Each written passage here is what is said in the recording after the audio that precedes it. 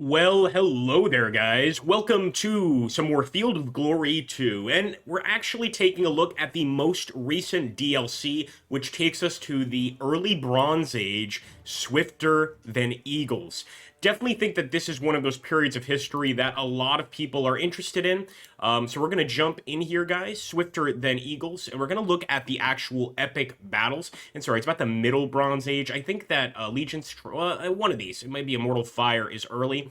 In any case, we've got the Hittites, the Assyrians, the Egyptians. I mean, this is really going quite early into the world's history. So let's jump in here, guys, to Swifter Than Eagles and take a look at the possible battles. We'll then take a look also at the campaigns you can have in this interesting DLC, and we'll go from there. So over here, I mean, we're going all the way back to 2200 BC, the Akkadians against the Elamites. This is right after the death of Sargon the Great, and essentially his son Rimush is trying to hold on to the Akkadian Empire. If we go over here, we've got the Battle of Kadesh. So these, of course, these Kadesh battles are much more focused on the Egyptians against the Hittites. If those of you that know, of course, the history of the Egyptians and the Hittites, definitely want to check this out. We've also got the Fields of Pereir. I'm not really familiar with this one. In the 5th year of the reign, Egyptian pharaoh Merneptah, 1208 BC, the Libu king Meriev formed an alliance of Libyan tribes into several groups of sea peoples. This included the Meshwesh, Luka, Ekwesh, Teresh, Shelish, and Sherden. We also have the famous Battle of Megiddo. Now, Megiddo is definitely a battle that I'm familiar with, and of course, maybe one of the more famous ancient battles. Of course, you could play as the Egyptians here, or the Syro-Canaanites. Good old Canaanites. And of course, they are standing up to Emperor Thutmose III. But I want to take a look. The one I'm most curious about is the Battle of Kadesh.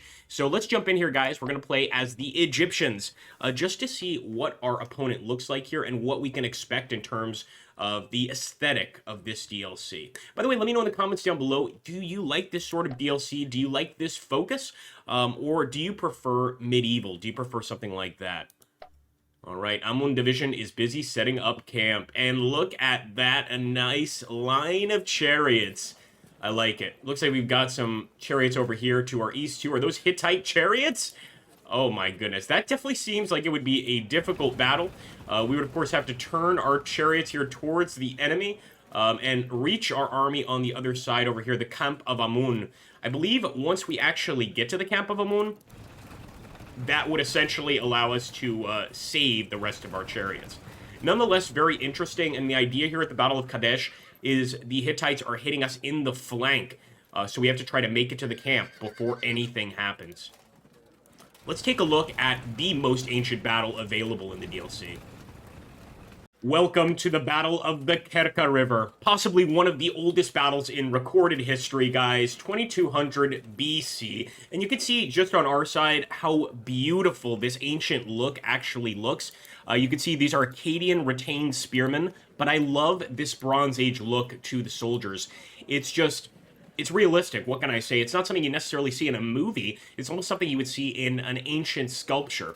Over here, of course, we have the Canaanites, I believe, on the other side, or the Elamites, pardon me. And of course, they have a very similar look here, very ancient looking. The Elamites' focus was, of course, massed archer units or slinger units. So if you're going to be playing in this particular battle, you're going to want to overwhelm them with the Akkadian shielded spearmen. They might not have a lot in terms of missile units, but those spearmen, once they get into combat, they will wrap things up.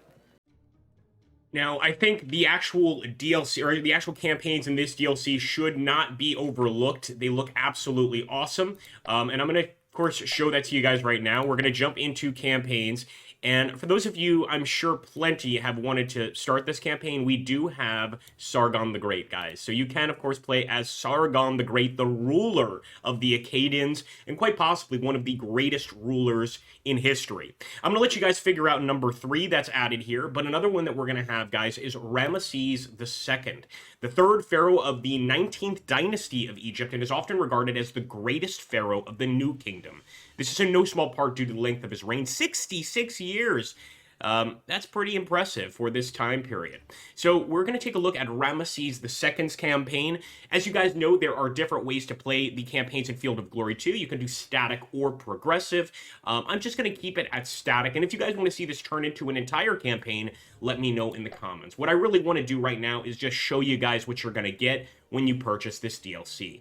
Crown Prince Ramesses, your father Pharaoh Seti, has sent you, age 22, to campaign into Nubia, south of the first cataract of the Nile, where Egyptian control has been lost over the preceding centuries.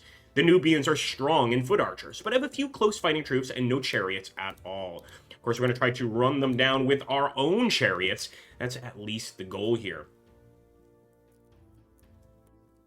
All right, guys. Now, of course, if you're actually doing this, you're probably going to do this autofill on your own.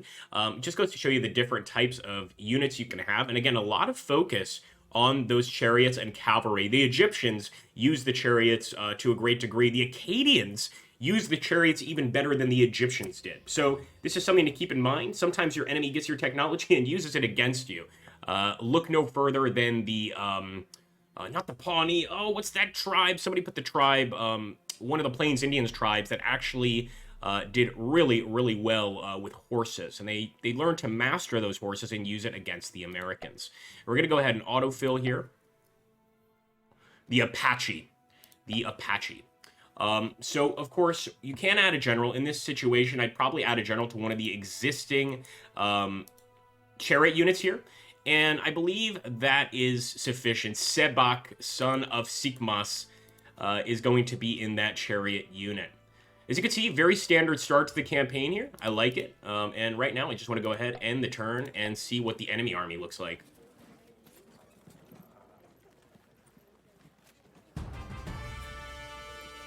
Well, we're going to have to get up there. And again, we know that they have a lot of missile units. So I'm guessing that the goal in this particular battle is to get as close as possible before being picked off. So we're just going to push these guys forward. There we go. Push these guys forward as well. Not exactly what I was looking for, but I'll take it.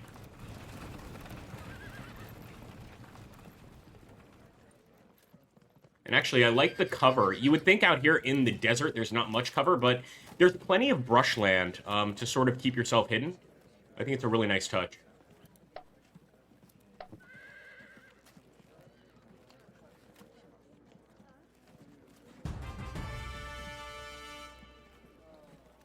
Definitely a battle where the enemy expects us to come to them.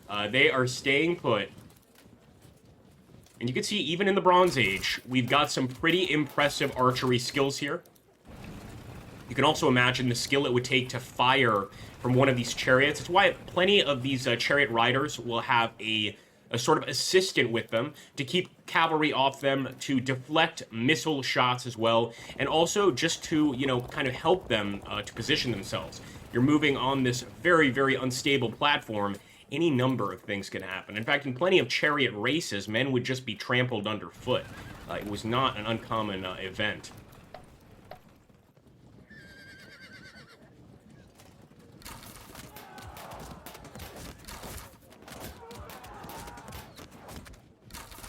Oh, right up close and personal, forcing a morale check, of course.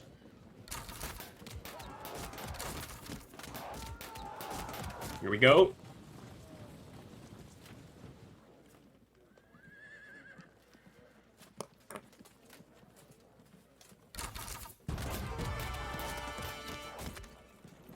See, right already we can turn and fire with our own arrows.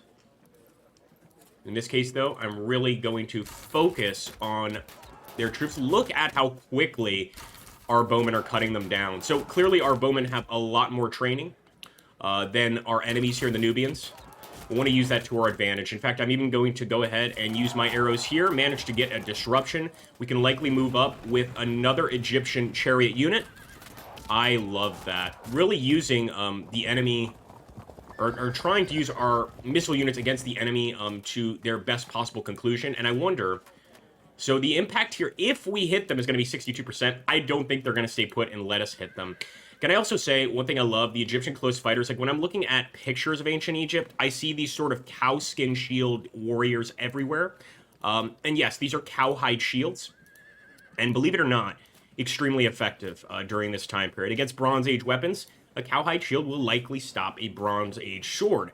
Assuming, of course, that the guy's not really strong, in which case you might have a problem. Anyway, guys, I hope you enjoyed this look at Swifter Than Eagles. Again, when I do these DLC videos, I'm not really trying to show you guys an entire battle or anything like that. I'm trying to give you guys an idea of what you're going to see yourself when you pay money for a DLC like this, and whether or not it's worth your time is really up to you. Typically, especially with Field of Glory 2 DLC, or really any Bronze war game or, Ancient or Medieval war game, my focus is always what am I interested in, because not everything interests me. Now, this early Bronze Age stuff, I like this. Early, middle Bronze Age, this is definitely something I want to see more of. In any case, guys, I hope you enjoyed. I hope you'll pick the DLC up. Be sure to like, comment, and subscribe. Thank you so much. I'm Odin.